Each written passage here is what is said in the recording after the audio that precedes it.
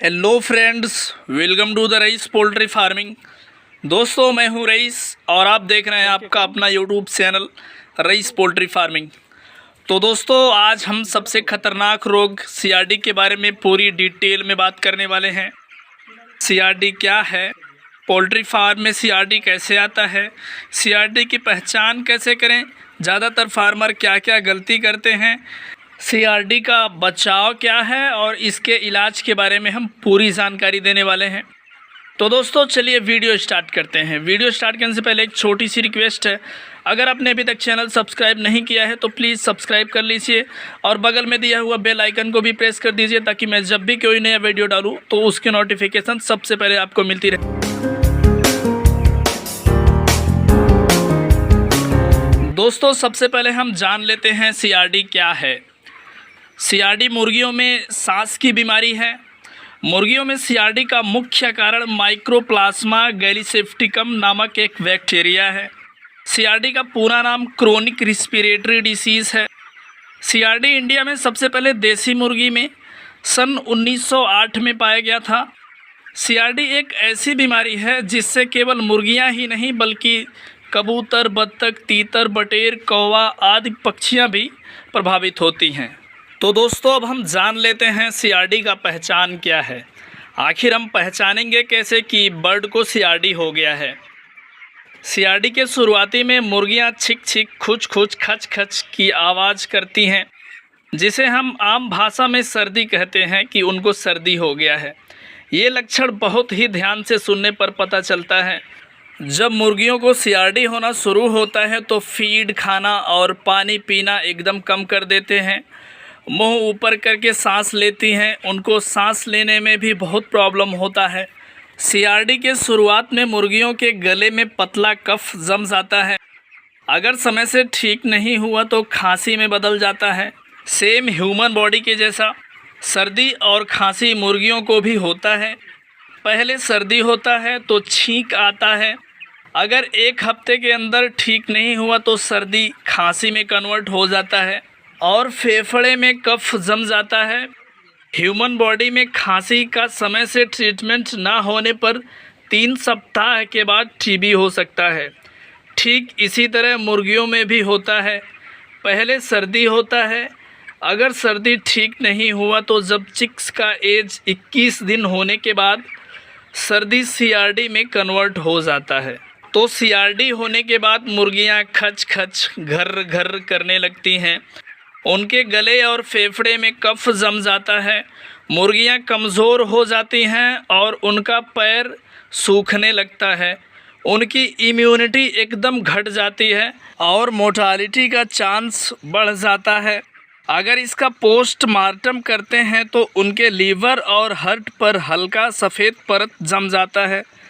जब उनकी एज 30 दिन के पार होती है, अगर सीआरडी किसी कारणवश ठीक नहीं हो पाता है तो ये सीआरडी सीसीआरडी का रूप ले लेती है।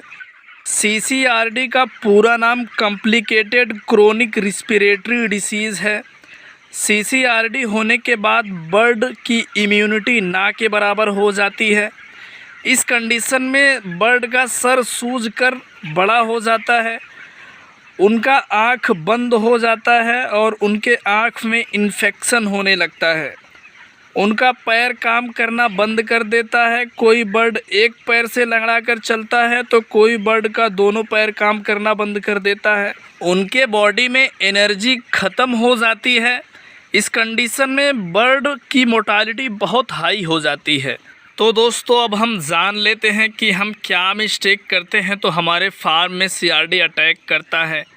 आखिर क्या कारण है?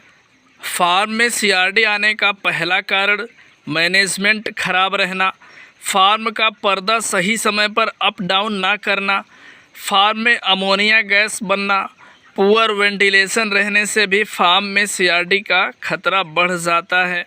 फार्म में सीआरडी आने का एक बहुत बड़ा कारण ओवर क्राउडिंग भी है।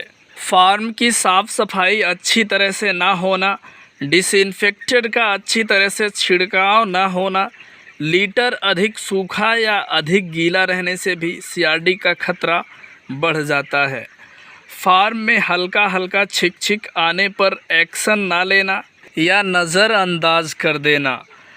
कभी कभी हम ऐसा सोचते हैं कि 1-2 पीस ही छिक छिक कर रहे हैं तो उसके लिए क्या हम दवा चलाएं और वो अपने आप ठीक हो जाएगा। यही गलती आगे चलकर बहुत बड़ा नुकसान का कारण बन जाता है। तो दोस्तों अब हम बात कर लेते हैं बचाव की। ऐसा हम क्या करें कि हमारे फार्म में सीआरडी आए ही ना। जब आपका फार्म खाली हो जाए जल्द से जल्द फार्म का लीटर निकाल कर कम से कम 200 मीटर दूर फेंकें। फार्म के अंदर बाहर ऊपर नीचे अच्छी तरह से झाड़ू लगाएं ताकि किसी भी प्रकार का गंदगी ना रह जाए। उसके बाद कोई अच्छा सा डिसइंफेक्टेड जैसे फार्मालिन का छिड़काव अंदर बाहर ऊपर नीचे पर्दे पर अच्छी तरह से करें। छिड़काव करने के 1 दिन के बाद फर्श पर चूना और ब्लीचिंग पाउडर छींट दें या फर्श की और दीवार की अच्छी तरह से लिपाई पोताई कर दें। फार्म की साफ़ सफाई करने के साथ ही फीडर, ड्रिंकर और पानी की टंकी को अच्छी तरह से साफ़ कर लें। साफ़ सफाई करने के बाद कम से कम 1 हफ्ते के बाद ही चूजा डालें और चूजा किसी ब्रांडेड हैचरी से ही लें। चूजा आने के बाद फार्म का वेंटिलेशन अच्छा रखें।